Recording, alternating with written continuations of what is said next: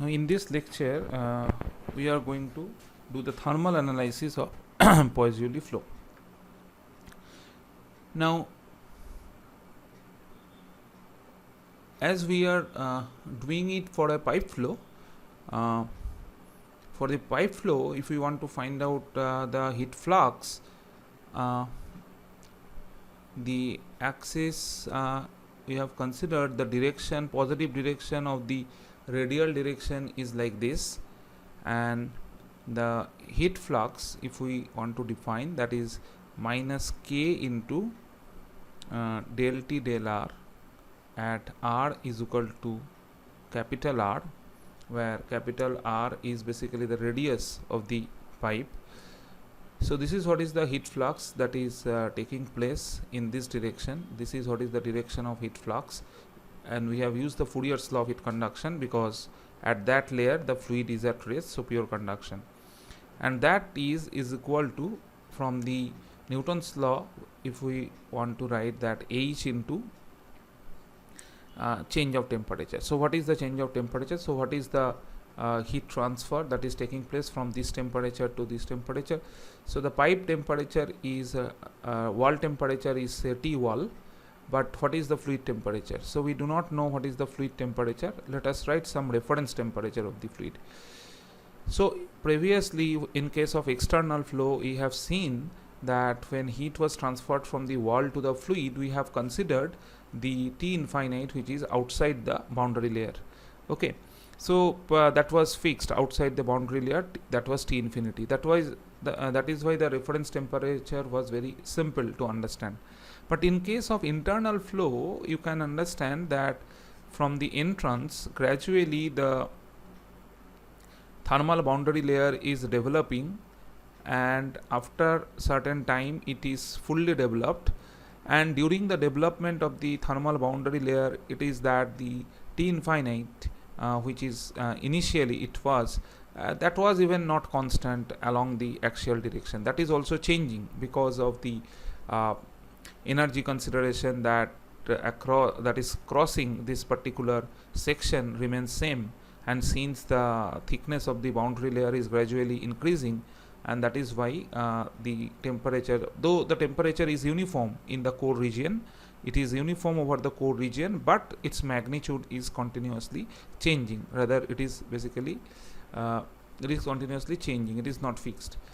And in the fully developed region, the whole cross section is feeling the effect of the thermal disturbance. So the whole cross section is feeling the effect of thermal disturbance. That means the temperature is varying over the whole cross section. So which temperature you are going to take as the reference temperature, that is definitely one of the problem. And definitely the another problem is to find out the H. So let us first try to find out this reference temperature, and for that we are going to define a quantity which is called the bulk mean temperature. This bulk mean temperature is defined as like this, Tm, which is defined as temperature at any location at any x and r, temperature at any x and r. This is the axial direction x, and the radial direction you can understand. So at any x and small r, so T minus it is basically if the temperature is T at any location, so this T into it is basically written in this way, that if you integrate at a particular section, if you integrate at a particular section, say at any location x, if you integrate over the radial direction, then it is basically rho into velocity into the area, which is 2 pi r into dr, the small area dA. So this is kind of like mass flow rate, and along with that Cp and T. Okay, so this quantity is kind of the energy that is crossing that particular cross section. It is kind of like this m dot into h. So this is what is the thermal energy. H is the enthalpy, not the convection heat transfer coefficient. H is enthalpy. So this is what is crossing a particular section, the thermal energy that is crossing a particular section. So rho u into area is basically the m dot, and Cpt is nothing but the measure of the enthalpy. Okay, so rho u Cpt into 2 pi r dr, if you integrate over the whole section, that thermal energy which is crossing the section divided by, if you consider that the temperature over the radial direction is same. If the temperature variation is not there over the radial direction, like this, if the temperature is not varying over the radial direction, in that case what you can do is that you just divide this quantity by rho u and Cp 2 pi r into dr.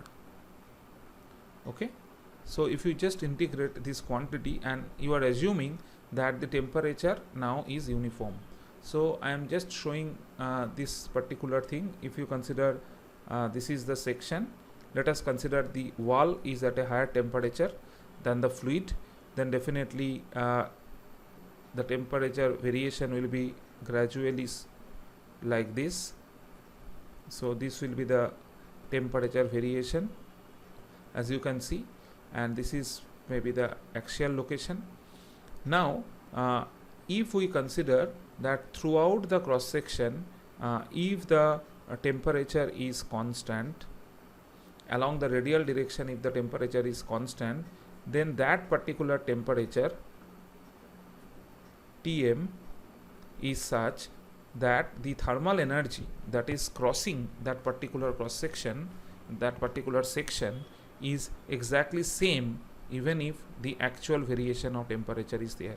So both the cases, the thermal energy crossing is exactly the same. This is what is the idea. So Tm multiplied by this quantity is basically, if there is a uniform temperature along the radial direction, then what is the thermal energy crossing, and that must be equal to, if actually this T is varying like this, in that case what will be the thermal energy crossing, and if these two are equated, and then we can easily find out what is the value of Tm, and that will be this divided by this. So this is what is the idea of bulk mean temperature, and so you can understand, we can find out in this way bulk mean temperature, and it is clear that bulk mean temperature is not depending on anymore on R. It is constant along the along the radial direction, and it can be thought of as an equivalent temperature of the actual variation. Okay, so Tm is only function of x, it is not function of R. Okay, because over the R it is averaged out.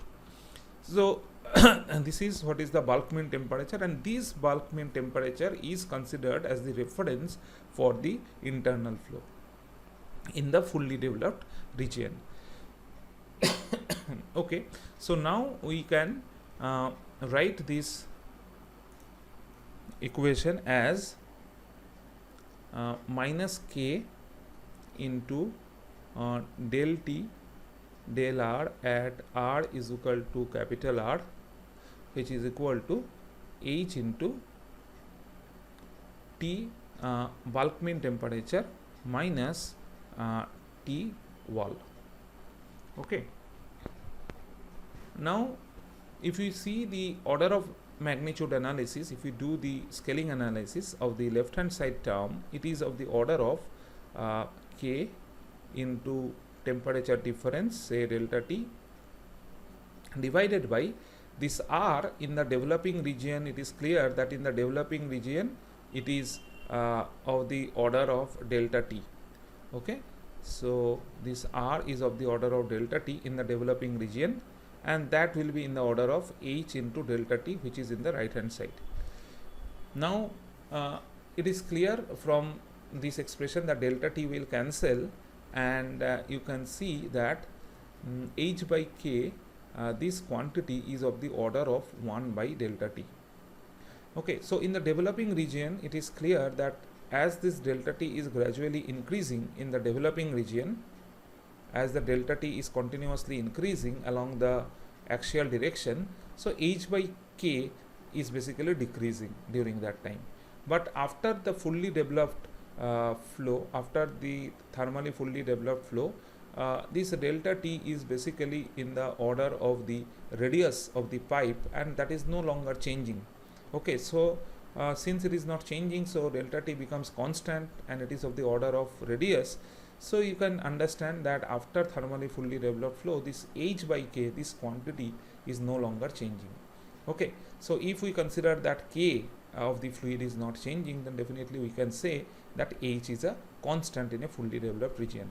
If we just plot this result along the length of the pipe, so if this is what is the entrance of the pipe, we denote by x is equal to 0, and suppose this is the location up to which is entrance region or thermally developing region. So this is entrance region, and after that this from this region it is the thermally developed region. Okay, this is a developed region, thermally developed region. So in the thermally developed region, suppose it starts from here. So the graph actually what happens, it is h is gradually decreasing, but after thermally fully developed, this value of h is constant, that is no longer changing. Okay, so this is what is the typical variation that we get along the axial direction, but in that case remember we are considering k is constant. Actually what is constant is h by k, but if we consider k is constant, then h will be also constant. Okay, so this is a very important conclusion that we can see that the variation of convective heat transfer coefficient along the axis that we have just shown you, the important conclusion that we can make here is that h by k is constant along the x-axis. H by k is constant along the x-axis, and if k is constant,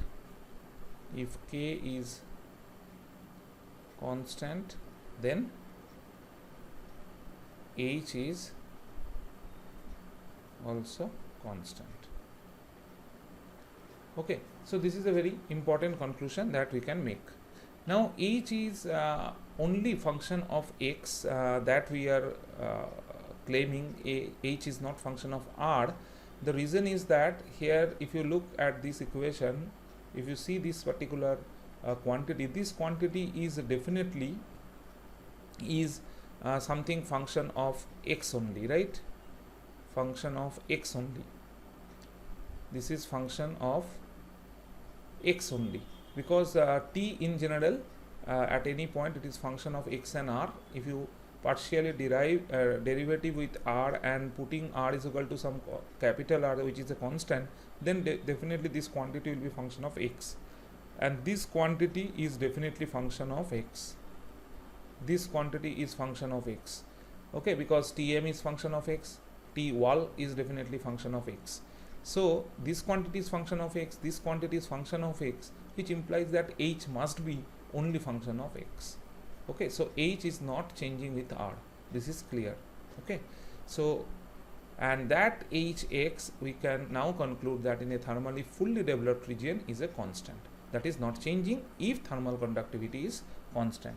Okay, next we see that the temperature variation in thermally fully developed region. Remember, like velocity boundary layer, we have seen that the velocity profile, that velocity is not changing with x. Okay, so velocity is not only function of r in a hydrodynamically fully developed region. U is not function of x, but remember that in thermally fully developed region, T is function of both x and r, even in the thermally fully developed region. But if we define a non-dimensional temperature, theta such that it is T minus T wall divided by Tm minus T wall, this quantity, you see that T wall is function of x, T wall is function of x, Tm is function of x, and this T is function of both x and r. T is actually function of x and r, but this can be shown that this theta is only function of r, it is not function of x in a fully developed region. Let us try to show that fact, that theta is not function of x, theta is only function of r. So in a thermally fully developed region, theta is only function of r, not the temperature. So that can be shown if definition of theta is this, and we can definitely find out what is del theta del r. So del theta del r, if you just differentiate, it will be del t del r divided by Tm minus T wall. Okay, so if we write our basic equation minus k del t del r at r is equal to capital R is equal to h into T m minus T wall, and now if you just write it in terms of del theta del r, so it will become what, minus k into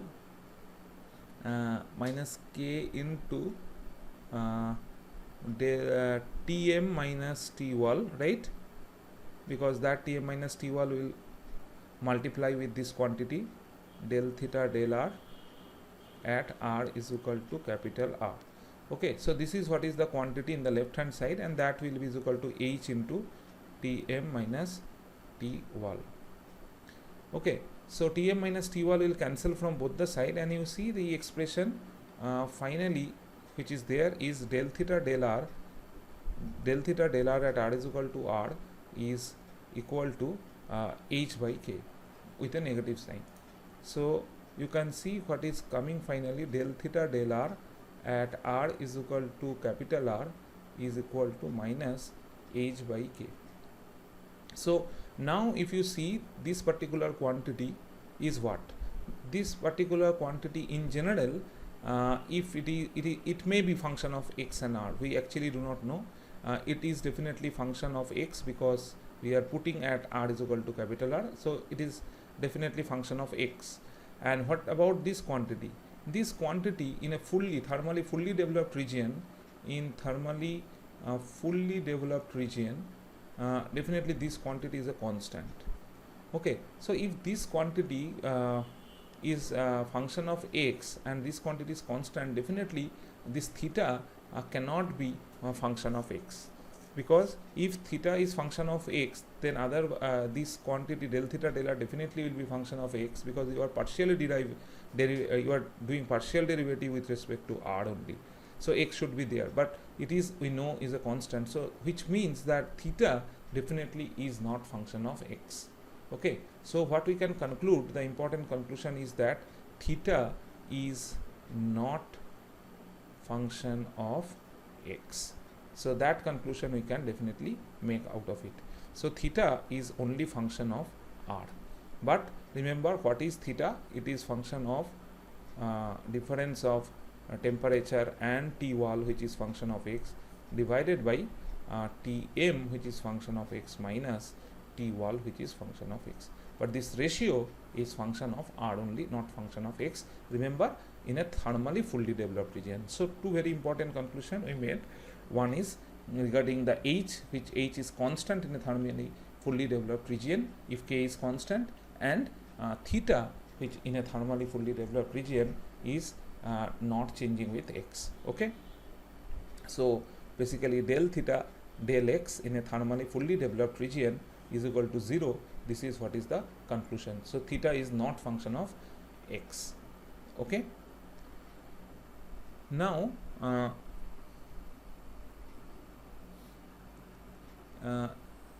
if we now write,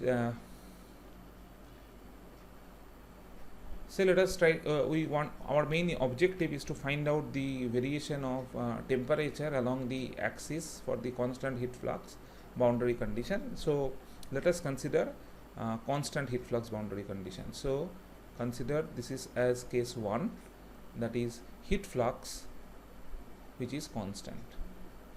So constant heat flux boundary condition, that means there is a pipe.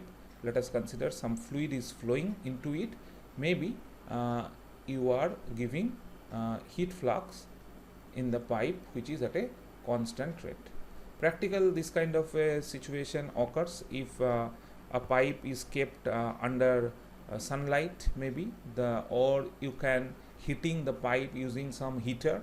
So these are the situations where basically the constant heat flux is supplied to the fluid. Okay, so heat flux is equal to constant is the condition that we are now discussing. And what is our objective? We want to find out, so for this kind of a situation, how the mean temperature is varying along the axial direction in the thermally fully developed region, definitely. And also we want to find out that how the wall temperature will also vary, that we also want to find out.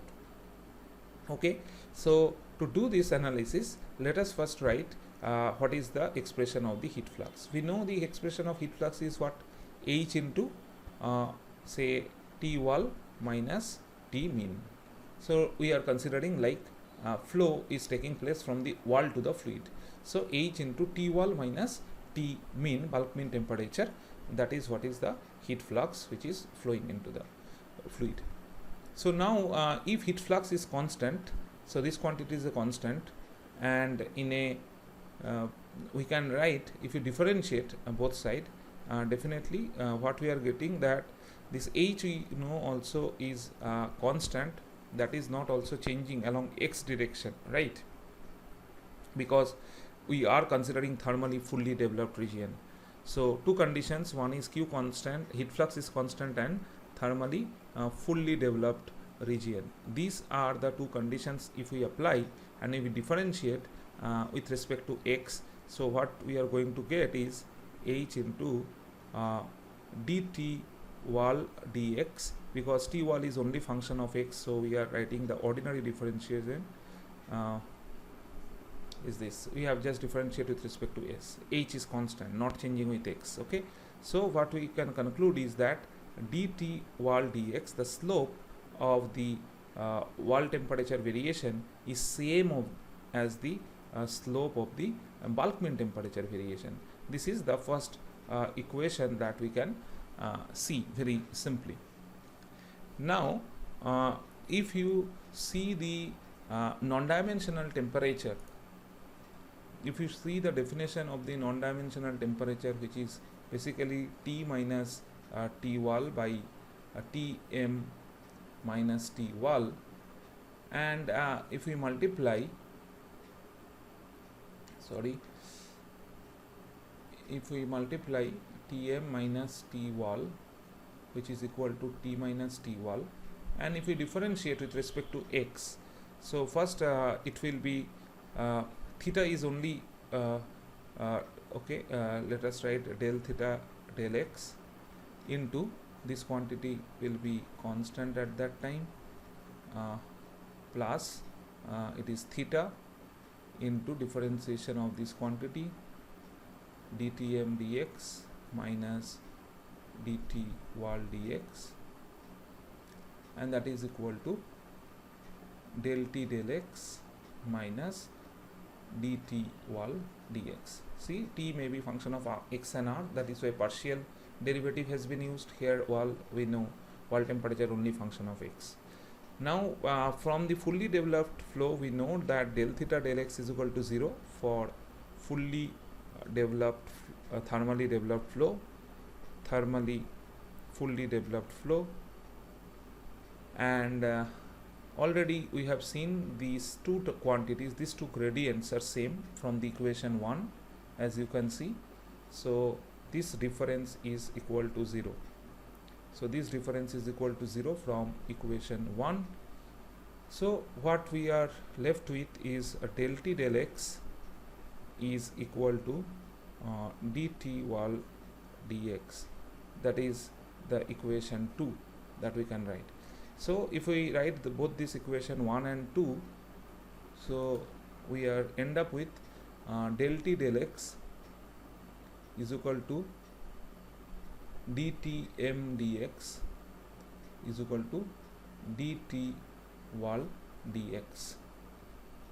Okay, so now you see that this quantity del T del X, T is in general function of both X and R, so del T del X definitely may be function of both X and R, like that, and this quantity is definitely something which is function of X only. Now a quantity which is function of X and R, if that is same as the function of X, then it is only possible if each of them is constant, otherwise it is in general not possible. So each of them is constant, so this is a very important conclusion. That means the slope is constant and these two slopes are same. This is one thing that we have concluded.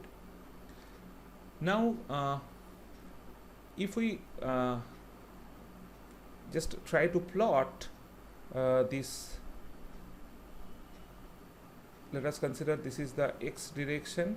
Suppose this is X is equal to 0 and this is the position which is where from it is thermally fully developed. After that it is the entrance region, and say this is the temperature. So it is clear that maybe this is what is the wall temperature. Definitely wall temperature will be higher, and the bulk mean temperature, say this is the wall temperature, and the bulk mean temperature is exactly parallel to this one, that we can see from this expression. These two are same and that is constant, that is why it's a linear. So this we can conclude, this is what is the mean temperature, bulk mean temperature. Now if we write the basic energy equation of the fluid element, if you just take a fluid element and write the basic energy equation over it. So let us consider this is the wall, so let us consider this is a very small segment that we have taken, which is a dx, and the heat flux which is coming is say q double prime, and the area, this, what is the surface area? The surface area, say the small surface area is a DAS. Okay, so what is DAS? DAS is nothing but the perimeter. So if we consider circular pipe, then perimeter is 2 pi r.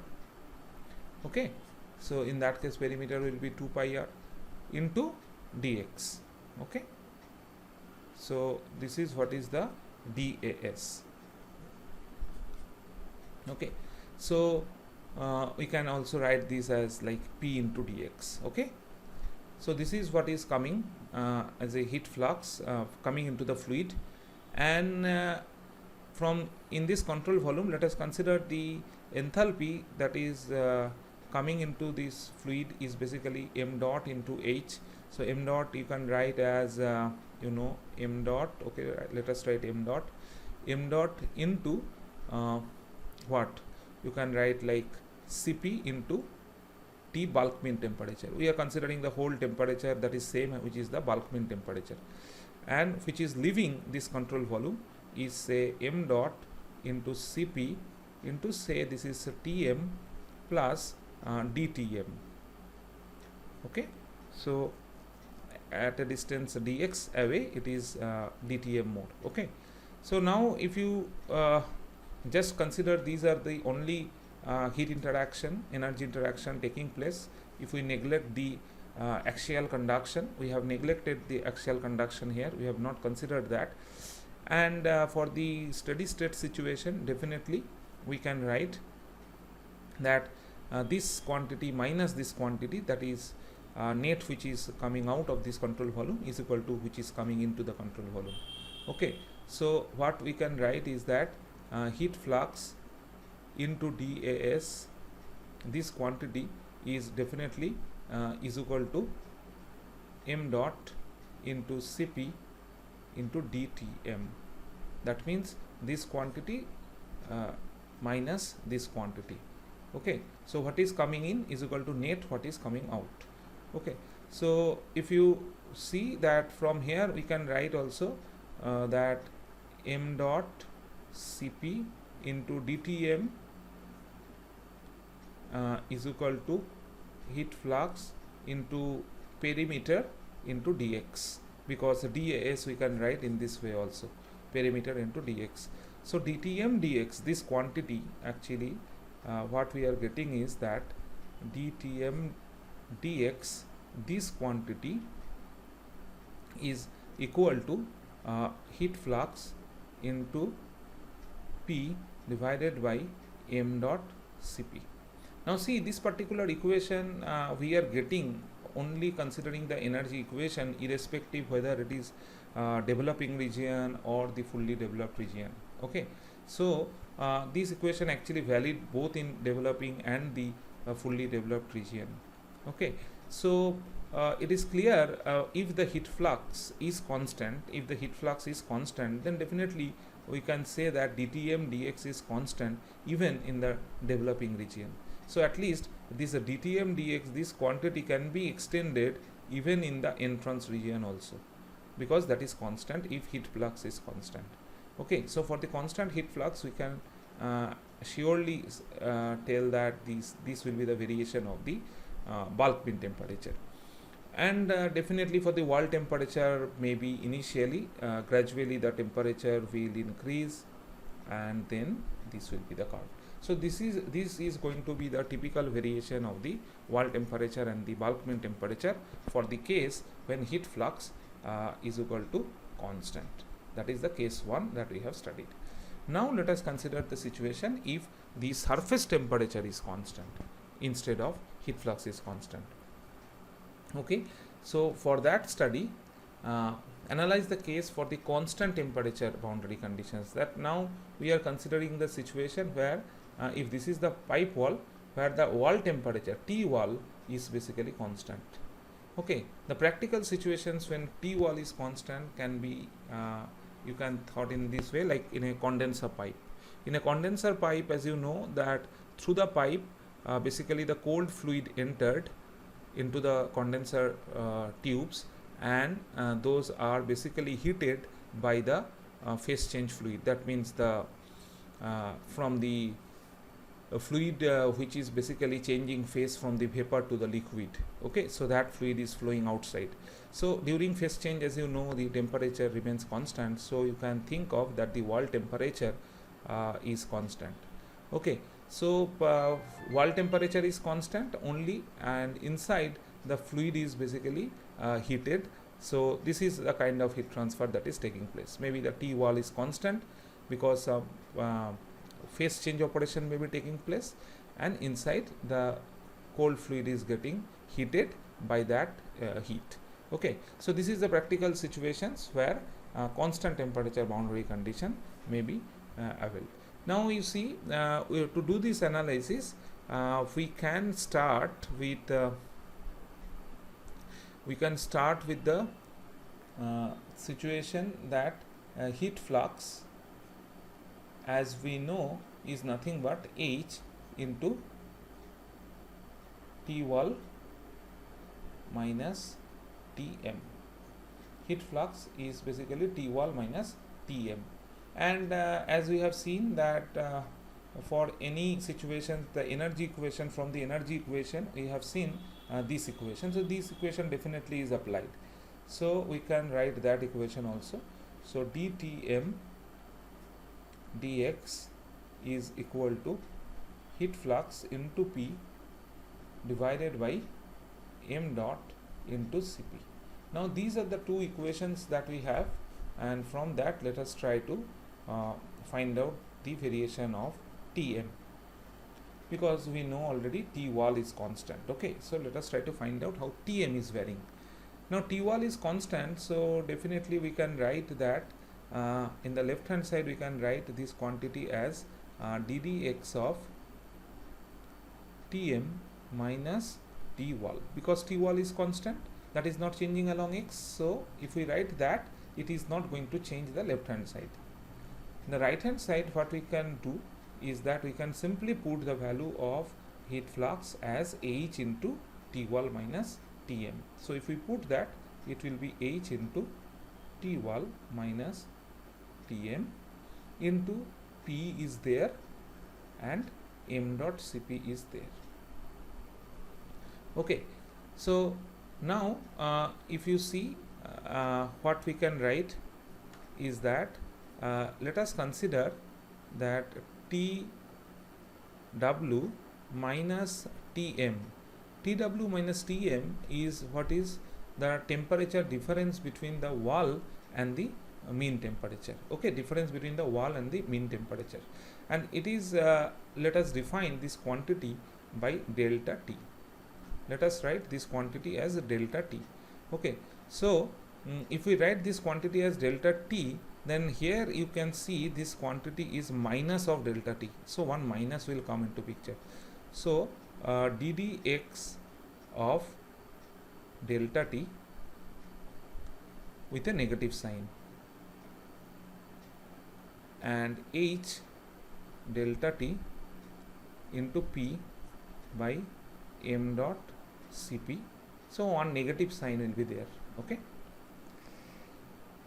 So if we just take this delta T in the same side, that means in the left hand side, and dx on the right hand side, so what we'll end up with is d of delta T divided by delta T is equal to minus of H into P by m dot Cp into dx.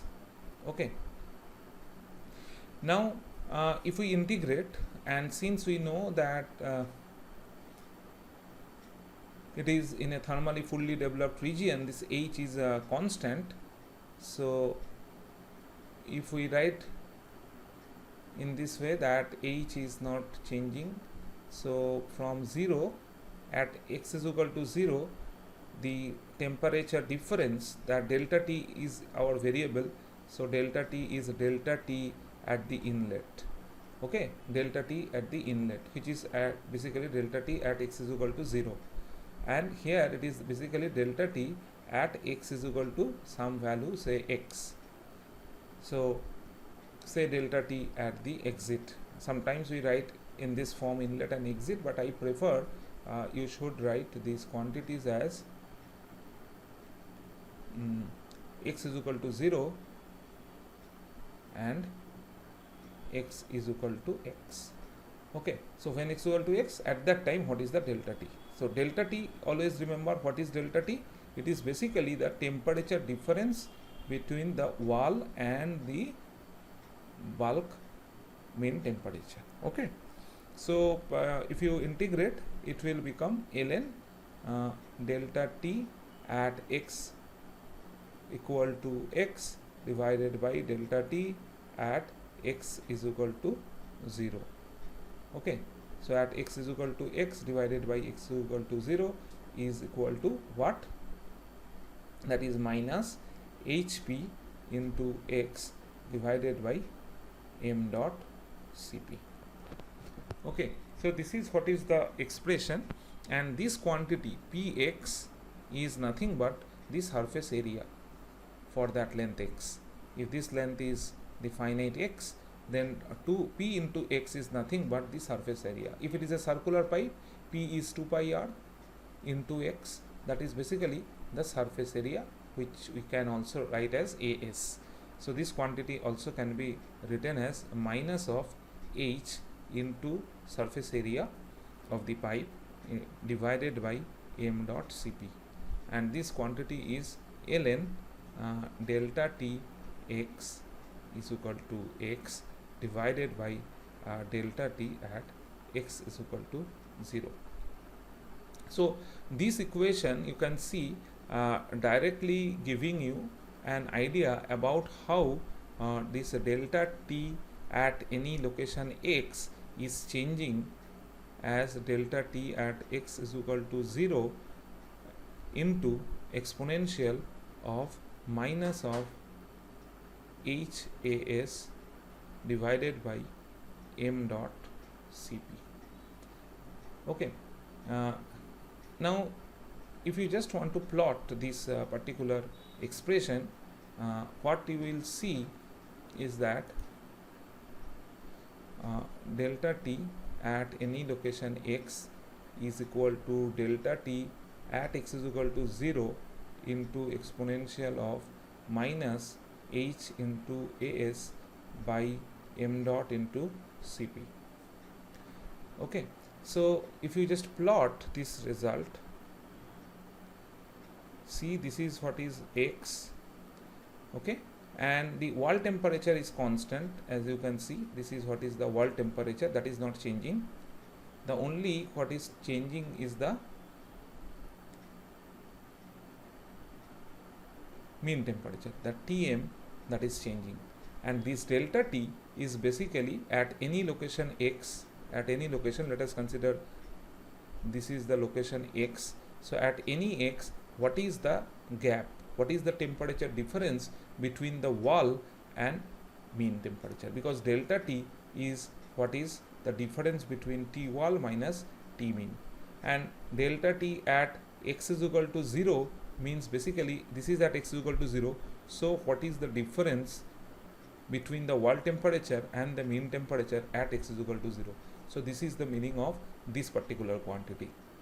And delta T at x is equal to x means at x is equal to x, what is the difference? And you can see this difference is changing exponentially, and the quantity which is responsible for this change is this particular ratio, and this quantity HAS divided by m dot Cp is called NTU, or number of transfer unit. Okay, this is called number of transfer unit, NTU. So if this NTU is large, if this quantity is large, you can understand this gap will be small. Now you practically think that what is our engineering interest, what we actually want. Suppose that condenser tube, so what we want is that this outside, it is basically the fluid which is trying to change its phase from the vapor to the liquid, and definitely for this heat exchange device we definitely want that the heat transfer will be as much as possible. If that the heat transfer is as much as possible, in that case what will happen, the temperature of the cold fluid will rise, and if the temperature of the cold fluid is very close to the wall temperature, definitely main objective will be satisfied. That means the more and more heat transfer has been taken place, and after that its temperature almost reached to this the constant wall temperature. Okay, on the other hand, maybe our objective is to heating that particular fluid. Okay, from there there is some flue gas maybe there. Okay, so with the help of that flue gas, it is maybe our interest is to heat the economizer fluid. Okay, that is going to the boiler feed water. So in that case, definitely our objective is that the temperature of the water which is fed to the boiler should be as much high as possible. So in that case also our objective is that this temperature should be as close to that temperature of that. Okay, so this is our objective, that if this gap is smaller, then definitely that is more effective heat exchanger. Okay, so to make an effective heat exchanger, definitely our objective is to increase the value of NTU. So if we increase the value of NTU, definitely this gap will be smaller and smaller. So increasing NTU is one of the objective. Definitely another aspect is also there, that is called economic point of view.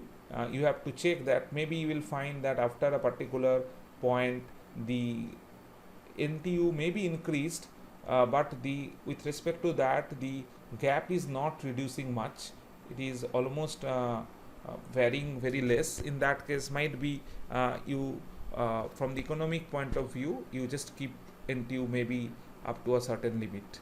you do not increase its value so high, so because the thermal advantage you are not getting out of it.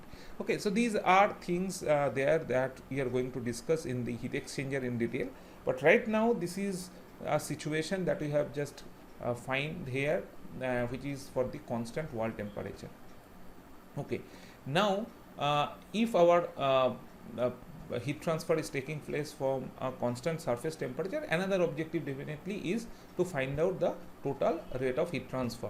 So how can we find out the total heat transfer? To find out the total heat transfer, so to find out the rate of heat transfer,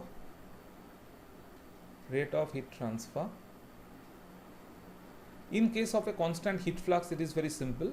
Rate of heat transfer for the case 1, it is very simple. You can easily find out that rate as heat flux, which is constant if that is the case, multiplied by 2 pi r into if the length of the pipe is L, then it will be very simple. That is the rate of heat transfer in watt. Okay, you can easily find out for the case 1. But main thing is that we want to find out the rate of heat transfer for constant temperature. So when T wall is constant, for that situation, what will be the rate of heat transfer? So what is the expression of rate of heat transfer? We know that rate of heat transfer we can write in this way. Say this is the pipe and the wall temperature is constant. Now you think of that some cold fluid is entered with some temperature, initial temperature, say Tm initial, okay, and it is leaving with some temperature, say Tm exit. Okay, now if I tell you that how much heat this fluid actually gained, that you can easily tell me that it should be what is the mass flow rate of that fluid multiplied by the Cp of the fluid multiplied by the temperature change.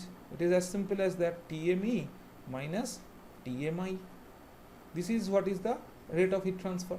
So we can definitely write rate of heat transfer is nothing but m dot into Cp into Tme minus Tmi, where this is at the exit, this is at the inlet.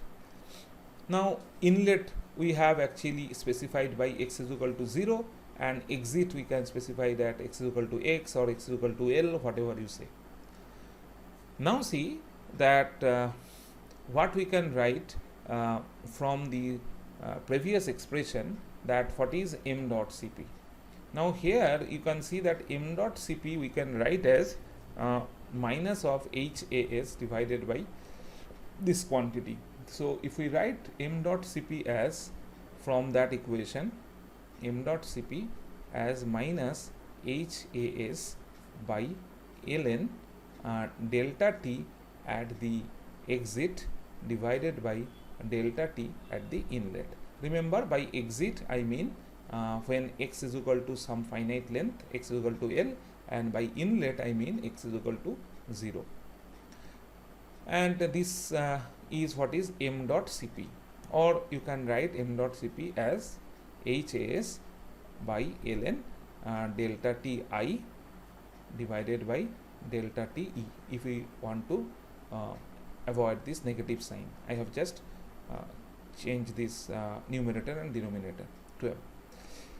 And if you just put this value of m dot Cp here in this expression, and if you write this quantity Tme minus Tmi as, see, Tme minus Tmi, this quantity we can write as T wall minus Tm at the inlet minus T wall. T wall at the inlet and exit are all the same, so you need not to write any suffix for the T wall. So T wall minus Tm at the exit. So this quantity is exactly same as this quantity, and this quantity is what? This quantity is nothing but delta T at I, and this quantity is nothing but delta T at exit. Okay, so this quantity is nothing but delta Ti minus delta T exit. So if you just put the value of this temperature difference as this and m dot Cp as this ratio, then your final result for the Q is coming as H into AS into delta T at I minus delta T at exit divided by ln delta T at I divided by delta T at exit. Now this quantity is something H into AS into some mean temperature, which is called log mean temperature. Okay, so this is log mean temperature difference, or this is called LMTD. This thing is also named as LMTD. That means it is log mean temperature difference, log mean temperature difference, or LMTD. So LMTD is basically this quantity. Now you see the expression of rate of heat transfer in case of a constant wall temperature situation, and try to understand the physical significance of the LMTD. So if this is the wall, now you see this is the wall temperature, and here it is the cold fluid entered and the cold fluid exit. Okay, so that is the mean fluid temperature that is entered, say TMI, and it is exit at TME, and the wall temperature which is fixed. Now you can understand, if you plot this result that we have just plotted, say this is inlet and this is exit, this is how the wall temperature and this is how the mean temperature is varying, right? Now you see that if you have to find out that how much heat actually transferred to the fluid, suppose you want to find out how much heat is transferred to the fluid, and if you want to use the Newton's law of cooling, then what you do, you simply write the rate of heat transfer will be H into some surface area, but what will be the temperature difference? You see, along the length of the pipe, the temperature difference is continuously changing. The temperature difference is not fixed, which is continuously changing. Okay, so here at the inlet, this temperature difference is delta Ti, and at the exit, this temperature difference is delta Te. But the temperature difference is continuously changing. Then which temperature difference you are going to take? So here was the problem, and to solve that problem, we have derived it that you have to take, it is not the mean of these two quantities, it will be the log mean temperature difference that you have to take. And how the log mean temperature difference is defined, that you can see in this bracket. Okay, so let's understand this thing by a practical example, so that you can remember. This is not very difficult thing. The questions may be asked that find out LMTD for a situation like this. Say it is known that the wall temperature is, say, 100 degrees centigrade, and suppose the cold fluid entered at a temperature, say 25 degrees centigrade, and suppose it exit at a temperature, say 35 degree centigrade, and the question is what is the LMTD here. So what you have to do, you know the formula of the LMTD, it is basically the temperature, wall temperature, which is fixed, and the temperature here increased from 25 degree to 35 degree centigrade, and here the temperature is 100 degree centigrade. So what you have to do, you have to find out what is the difference of these two at the inlet. So here it is the wall temperature 100 and the inlet temperature of the fluid is 25, so the difference is 75. And you have to find out what is the difference at the exit. You know it is 100, wall temperature is 100 and the fluid temperature is 35, so the difference is 65. So these are the two temperature that you have to remember. These are the two inlet difference and the outlet difference. Once you know the inlet difference and the outlet difference, then LMTD is very simple, nothing but the inlet difference minus outlet difference by log of inlet difference by outlet difference. That's all. So this much of calculation that you have to do. Okay.